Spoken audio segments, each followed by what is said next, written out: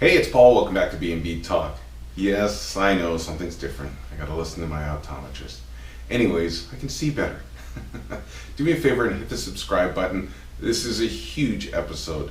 Now, the first thing we see is we see Caroline, and she gets a call from Thomas while she's at her hotel room. And I want to say, you know what happens. She breaks down and says a few things to Thomas, and he says he's coming right over. Send me the address, and he does. And then Caroline takes, conveniently, 2 anxiety pills. Remember, she found those pills on the floor when she was at Forrester, put them in her purse, but didn't give them to anybody. Yes, she takes not 1, but 2 of those. And then we see Brooke, and she shows up, coincidentally, at Ridge's place. And he tells her that he ended things with Caroline. Now, Brooke asks him if they had to break up over this.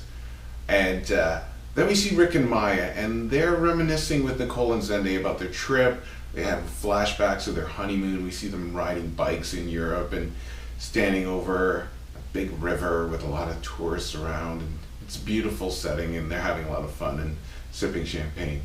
Now, after that, Thomas shows up at Caroline's hotel, and she tells him that Ridge ended things and that she wants a family and he doesn't. I mean, she's stating the obvious, we all know that. And then Thomas consoles her.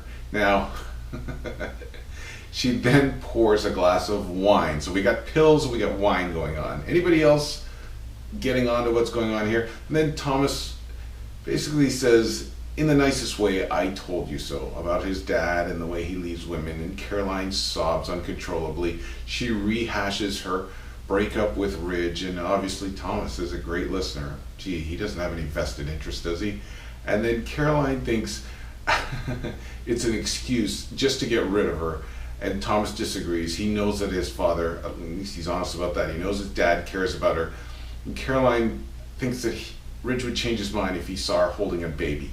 Now, we see Ridge and Brooke again, and after talking it through, Ridge finally comes out with it.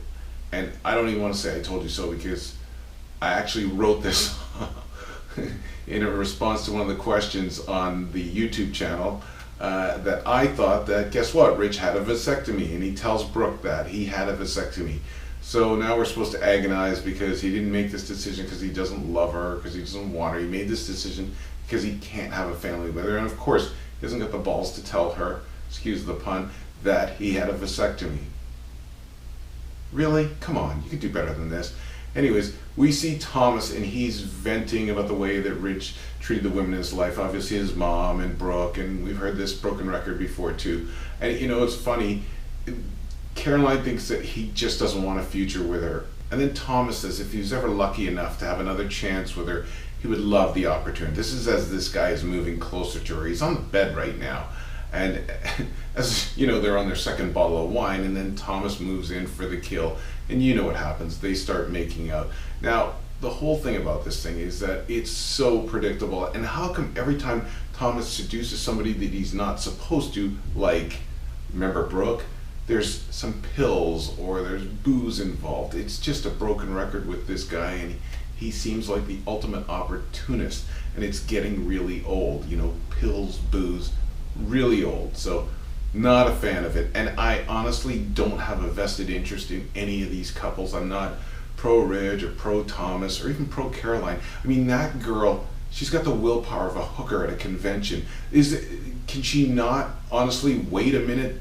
No, it wouldn't be a soap opera if she could. Anyways, that's all she wrote for B&B.